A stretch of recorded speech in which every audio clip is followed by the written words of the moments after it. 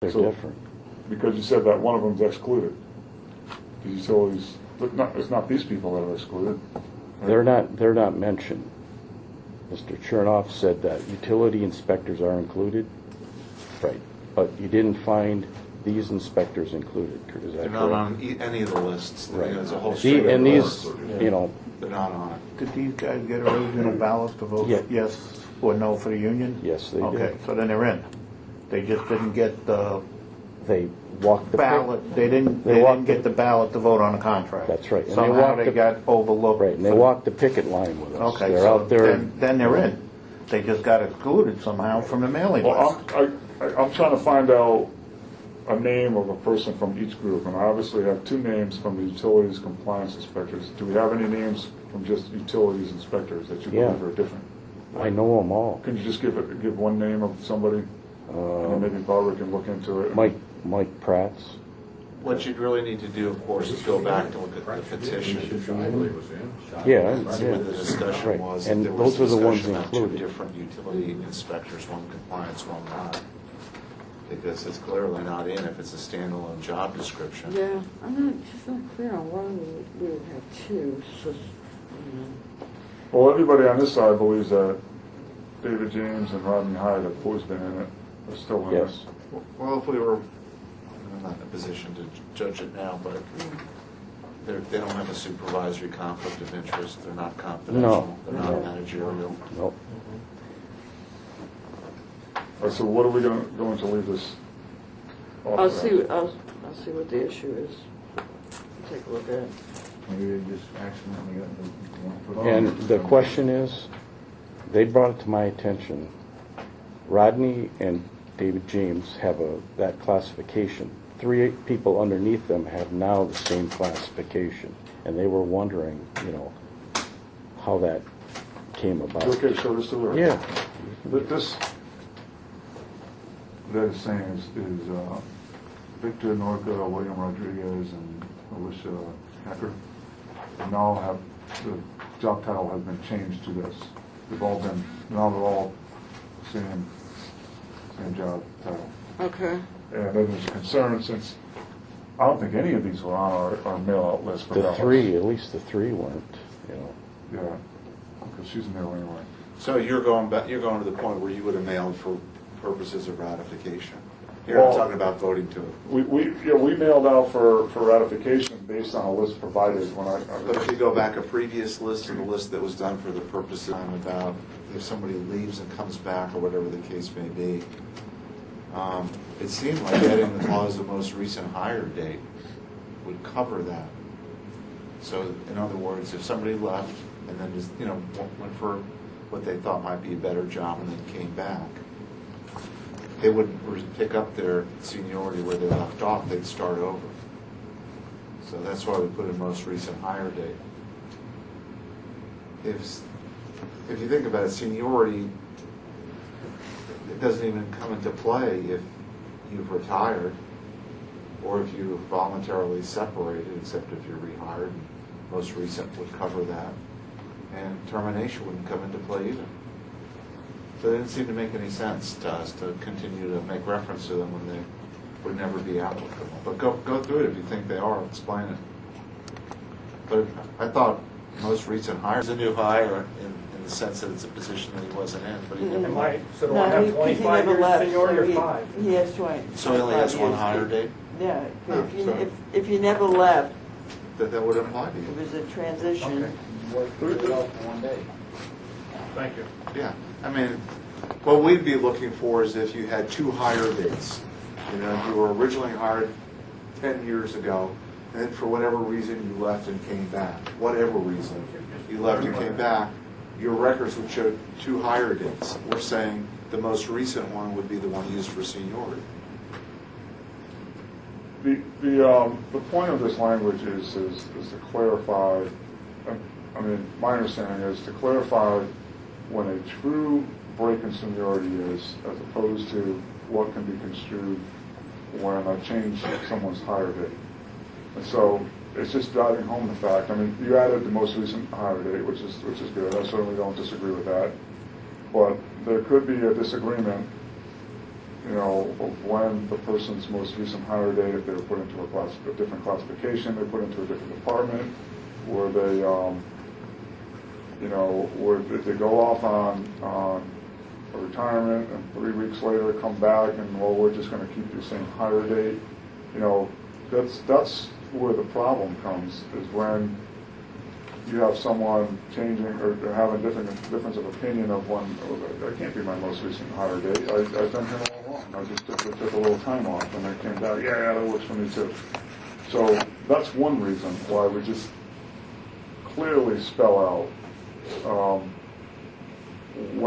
only when seniority may be broken, to keep either party, to be quite honest, from saying that that seniority was not broken in a certain event or was broken in a certain event. So, and then the other one, Well, retirement has retirement.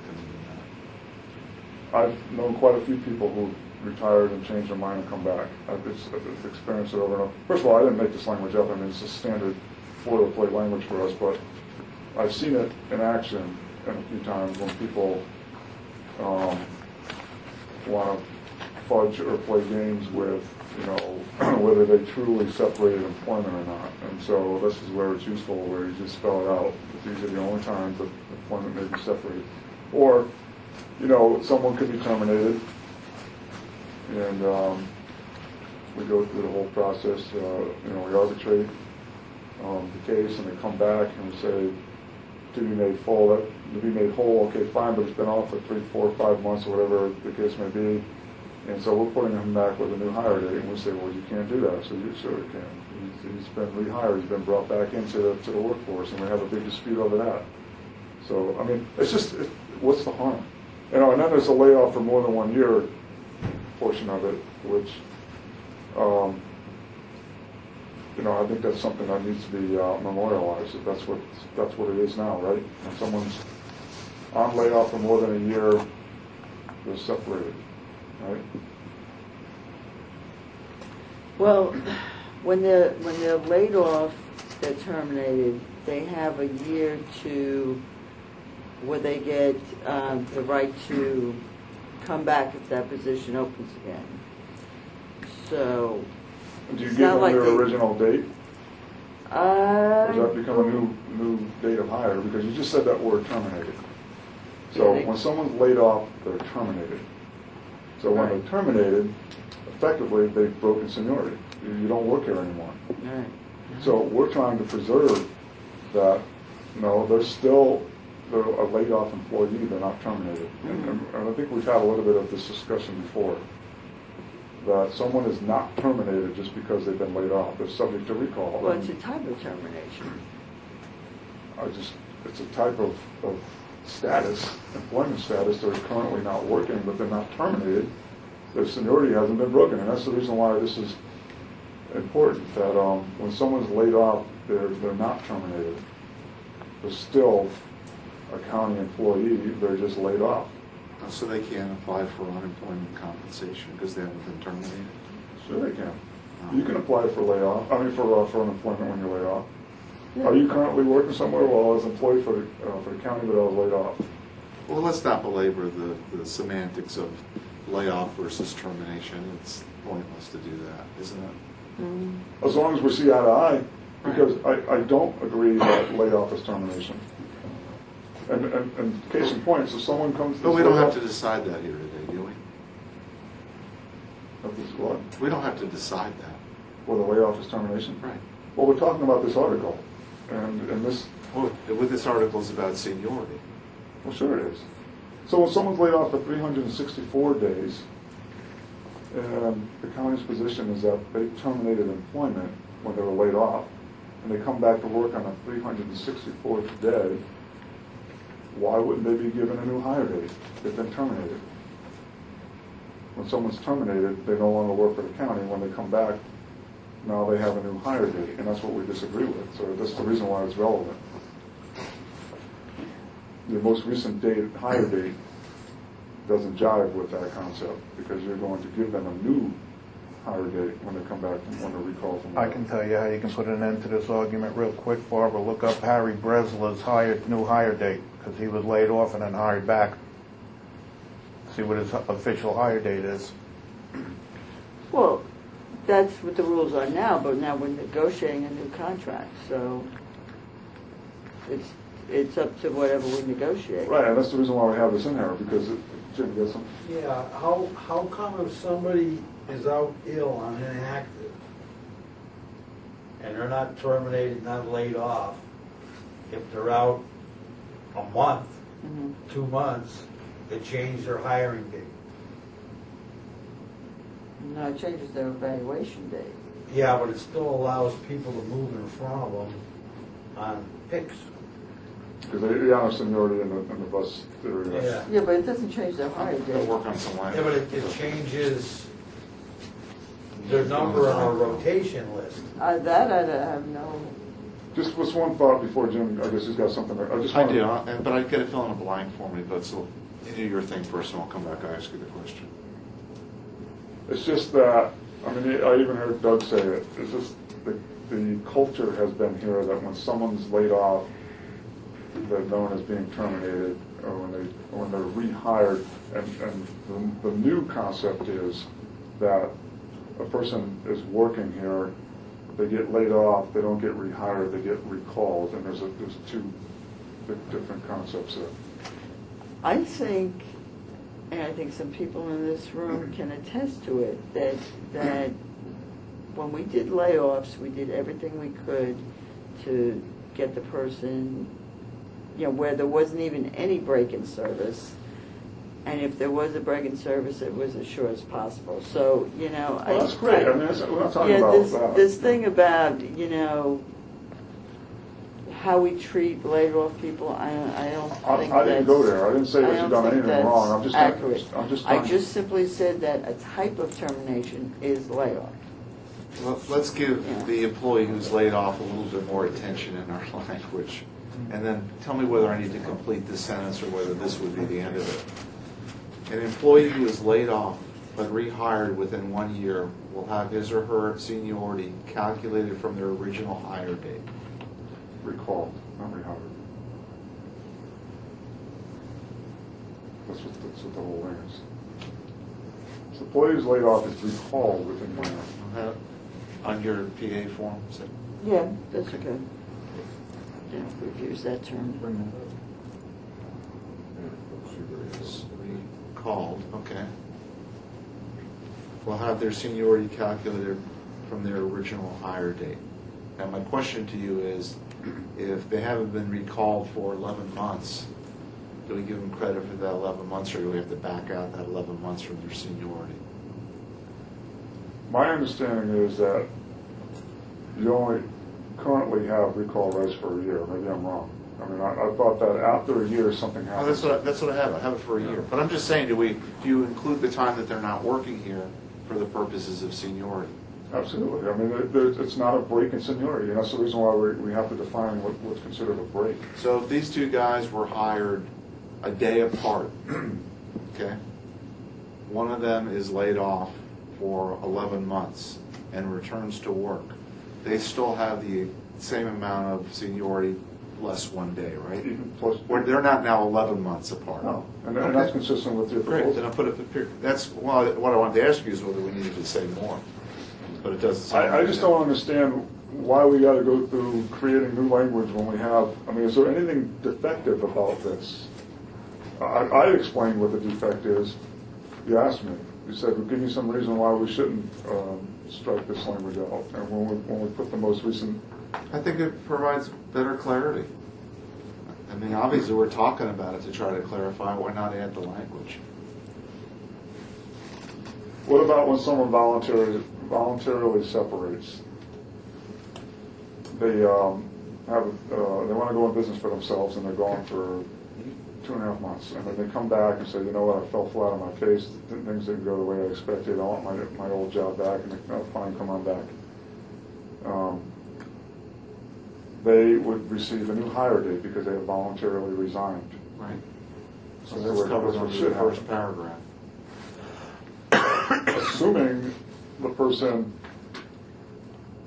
who says, fine, come on back, truly does give them a new hire date. And that's, that's where it deserves further clarification, because we don't want to have a situation where someone has a different interpretation of when seniority is broken. I just think So let's go back to these two guys, and they were both hired on the same date 20 years ago. And he goes out for a year. He finds a better job and then decides he doesn't like it, and he comes back a year later. He's starting from scratch, or is he at the same amount of Start from seniority? scratch. Start from scratch, absolutely. So he gets no credit for the... I'm serious, 20 FRS years. time will Oh, count. with FRS I would.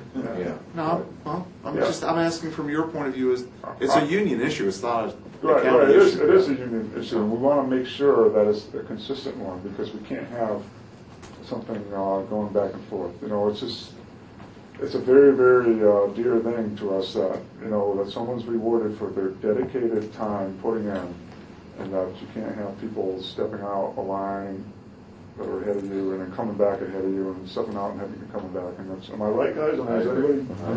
You make that Well, determination all to cars, when separate. he comes back, he gets reinstated. Because you could have somebody do that throughout their whole career. They hired in 20 years, but in that 20 years, they've left and came back 3 times, and it wouldn't be fair to give them full 20 years worth of credit. Yeah, of course, you know, for the Yeah. purposes of benefits, I guess, or whatever. Totally you know. different from the Yeah, way I- yeah, because they would be accruing at that 20 years of seniority a lot more vacation time Okay. just in itself. So how about with respect to the voluntary separation, that just be expanded a little bit?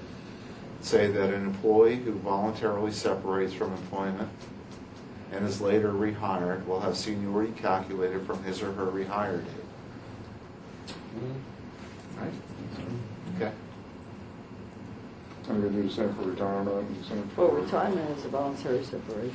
I just don't understand why we gotta write 3 paragraphs of stuff when we have it self-mailed, it's mailed right here. I mean, what's wrong Doesn't with cost this? us anything to do another couple of words. I'm fine with And expanding. you know that sooner or later we're going to have an issue that somebody gets either laid off or voluntarily leaves or retires and comes back, that they're going to have, well, wait a second, I'm not sure that's clear to me. Let's just spell it out. I'm fine, let's just spell It's them a out, as couple long as you more spell out words. all 4 of them, I'm totally in favor of I'll that. do that. Okay, great. I finally figured it out. Barbara, you hired him like a baseball player with incentives for every word he gets him on. Yeah, I wish. Why do you think he's recording? I'd like you to renegotiate my contract. I want it to work that way. And for the record, I really am not sure Thompson Sizemore and Gonzalez charges $350 an hour. I really don't know. And I don't want to go on record saying that. They could. We can get Bubba to look. Might be $450. You know what, they're going to be flattered that you think they're worth that. I don't think they're worth that. I think that's what people are convinced they need to pay them. All right, so I'll just do that clause for these, or maybe do the clause first, and we'll do the cleaned up language. Well, and, you So know, do we need, we probably don't need the most recent hire date, because I think that. so it will be clarified, right? Sure, let's leave it in there. Okay. But the last 2 sentences, you know, we can have The last what? 2 sentences in the about the That's our matrix favorite and- part. Huh? That's our favorite part. No, we don't like it. I mean, The that's, last 2 paragraphs? I'm sorry, last 2 paragraphs. It's a sentence per paragraph, right? Last 2 sentence paragraphs. No. Well, that's, sorry you don't like it. Well, I think that if we can at least agree what seniority means, your idea of what limitations are, you know, we can work out later on, but for the, if you're willing to just strike those 2, No, I'm not willing to do that. I will say that with respect to the second to last one, in reference to what it counts for, you give me the list of what you think it counts for.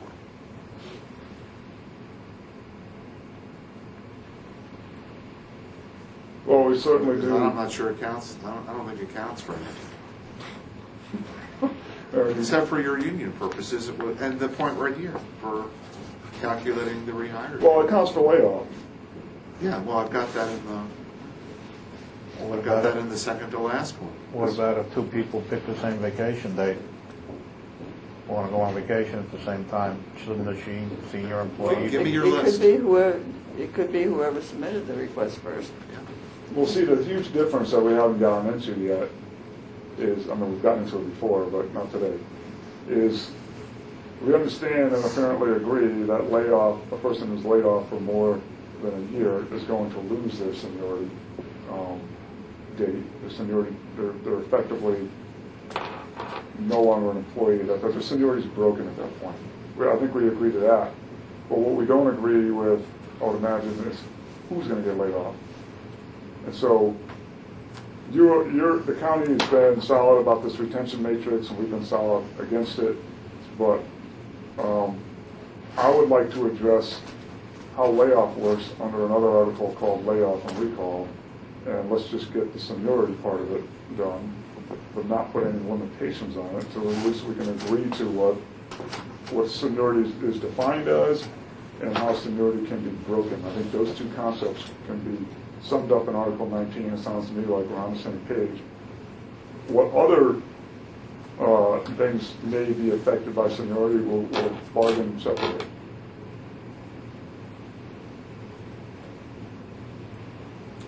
Kind of like what we just did with the All right, discipline. but with respect to seniority as related to layoff, to me, I don't see why it makes a difference whether you're laid off for a year or you're laid off for 18 months. If you want to Or have 2 years. I'm fine with putting 5 years in there, if that's what you want. Because that seniority thing, but you got to understand where we're going when we get to the layoff part. You want it addressed there, or you want it addressed here?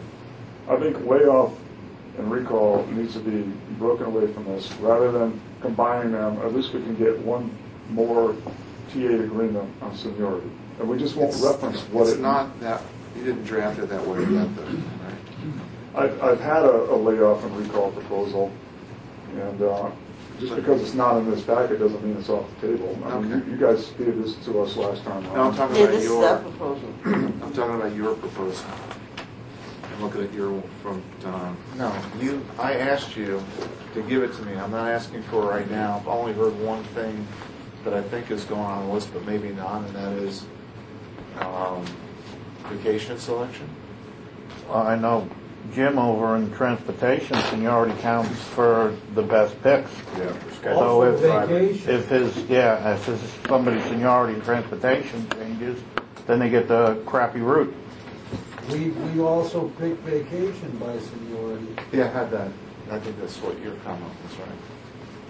What was it? What did you say? Holiday? Yours? I'm sorry. Vacation. You guys look alike. Ooh, my brother. That's my father. My son. So I've got. Now, all joking aside, he had a heart attack very recently. He's doing really well. Yeah, very good for you. Yep. I didn't know that. Yeah. They don't keep it. Hope you don't mind me telling 8 everybody. weeks. No, that's fine. HIPAA violation. Something you should celebrate. It's survival, something to celebrate. Absolutely it is. So on that list, I'm already thinking ahead. So I've got vacation selection, and now I've got shift selection. But you got to give me your definitive list because neither one's on our list. But we'll think about both of them. Yeah. Well, I don't know if we have to do that now. All I'm I'm trying not to asking do you to do it now. is this particular article, as it's shaping up, is just a definition of what seniority is. So where else would you put that? Well, layoff and recall is what No, the thing about vacation. we put under the vacation article. Didn't we TA that one already? I don't know. I guess we're going to have to take a good hard look at what is going to be affected. But right now, as it's proposed, you have some limitations on what seniority applies to, and I don't think they need to be there at this point. I think we can reach an agreement on what seniority is defined as and how it's broken, and then we can just get that summed up. And then we could talk about layoff and recall under the layoff and what you call reduction of force, and if there's a need for vacation selection and other things on our side to expand on stuff that's already been TA'd, well then we'll revisit that. I'm not prepared to really just discuss all that just right Okay, now. all right, but you know where we're coming from. We don't think it has significance except with respect to the county's matrix.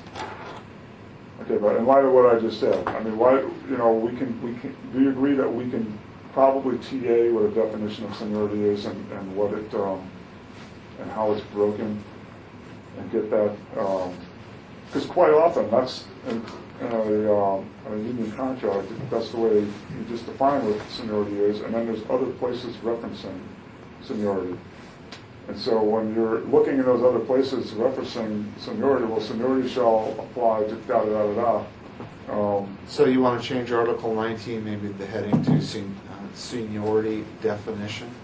I just don't know, leave the seniority. Well, my last two paragraphs deal with seniority, but you want them somewhere else in the contract. So we could sign off on the definition. I'm not okay opposed- with that. I'm not opposed to having a titled seniority definition. Okay. Then we have to But I find a am spot. opposed to having some sort of limitation as to what that applies to in here, because we're not done bargaining over what seniority means to other things in this contract. Fine. So the I seniority don't definition. think that's fine. We just got to find. That's a what place. it's gotten whittled down to anyway, and I'm fine with that. So we'll just find a place to drop the second and third paragraph. Maybe an article called Special Overriding Rules. Now, I think when we're talking about layoff and reduction in force, there's going to be references to seniority in there. And so we need to know what seniority means. So if you don't know what seniority means, say as defined in Article 19, if that's what you want to do. Okay.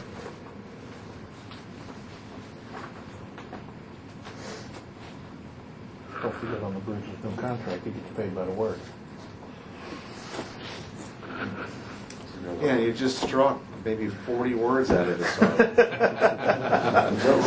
You're really sticking it to me. Just because it came a little bit late, I lose out for whatever I get per word. We're sure you'll find a way to put them back. Under some other article. Someplace else. Right.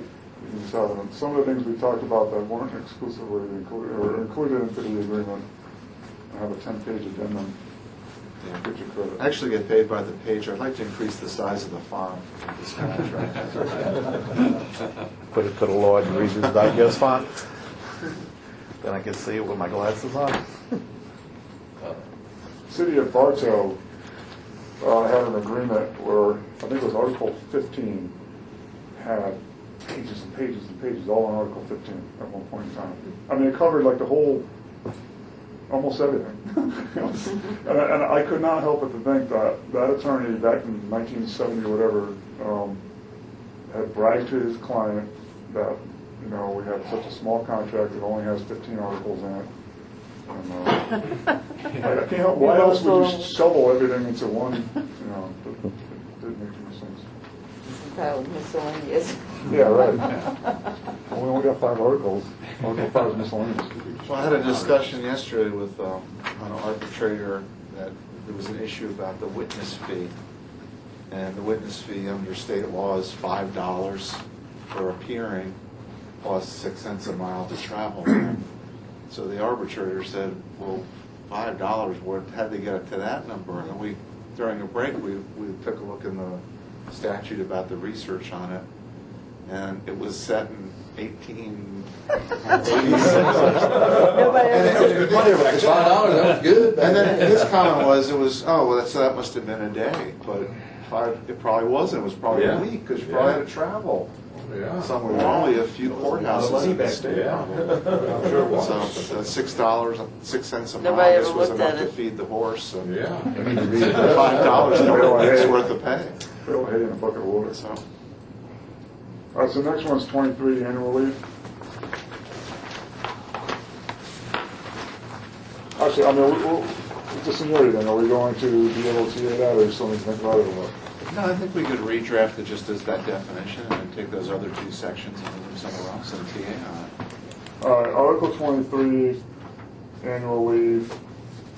Our counter proposal on that, this is page 29 out of 75, was to change some of the accrual times. Not the, in terms of years, not accrual in hours or days, but how soon we get to those accrual levels. Is that in your 221? No. No. Okay. So I'm going to read them to you. Page 29 of 75.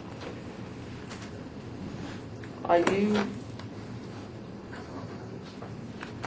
referring back to, what are you referring back to?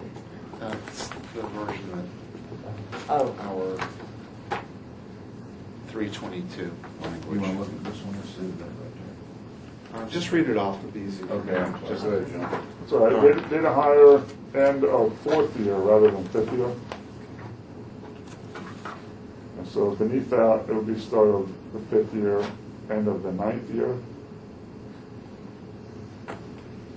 Ready? Yeah, keep going. Beneath that would be start of the 10th year, end of the 14th year. And beneath that would be start of the 15th year. So you hit your maximum accrual rate on your 15th year rather than your 16th year. We just thought that that would be a little bump for the members to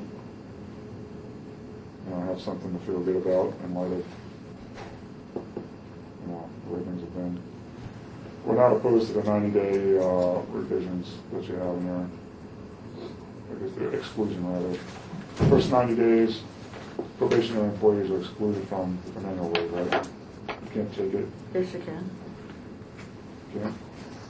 Yeah, but then they take it out of your final paycheck Yeah. if you don't make probation. This Yeah, is, but this you is can a take it. change. Yeah, you can take You it can anytime. take it, but and that's why this is underlined, this is a change. That our thought was that in the first 90 days of employment, which is your primary focal point for figuring out whether you're going to keep the job or not because you're in a probationary status, it probably doesn't work to the employee's benefit, and really even to management's benefit, to take an annual leave during that time period. I understand. I mean, so you're earning it, but you just can't take it. You Right. just Can't take it. and you can't take it with your Yeah. proposal. Other than that, you can, yeah, it's accruing, but you can't use it in the first 90 All right, days. so we're okay with that. 'Cause I don't think we got this far last time. I don't think we did either. No.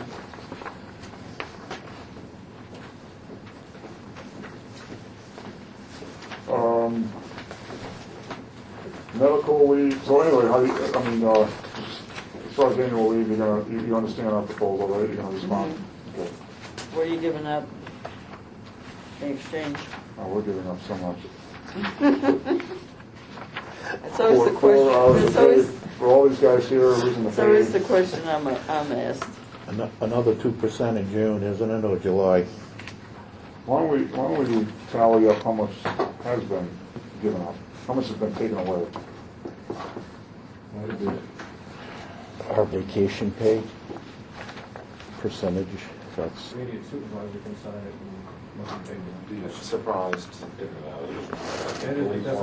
Behind the scenes, it's getting approved up the It chain. gets approved, I don't, it depends on where you are in the chain of command where it gets approved. But this is the language that's approved from now. Article 24, medical leave. The pages 36 and 37 of your proposal, you've struck out the attendance award program medical leave conversion. I recall asking last time, has that program been abolished? And I think the answer was not yet, No, not yet. so probably will be. I think you would find consistency in base benefits across the entire workforce by some point in the future. Some level of parity. Yes. Good. Well, since it hasn't been canceled yet, or abolished yet, but it probably will be, would you be opposed to having this language in place of the stuff that you struck? Bargaining unit employees shall be allowed to participate in any attendance award program for medical leave conversion offered to non-bargaining employees with the same terms and conditions to apply. I don't really like that kind of Me Too clause in a contract, number one, just as a general matter. But more importantly, every change in policy has to start somewhere. So since we're not bargaining with the other employees, we're bargaining with you, this is a good place for it to start. And then we just move it on from here. Yeah, but what we don't want to have happen is that you take it away for one group and not the other. They don't have the ability to bargain, and we do. And so when we agree to something, such as striking us out of there, it's done. It's not in there anymore. It's been taken from us, and we acknowledge it's been taken from us. And then somebody could wake up the next day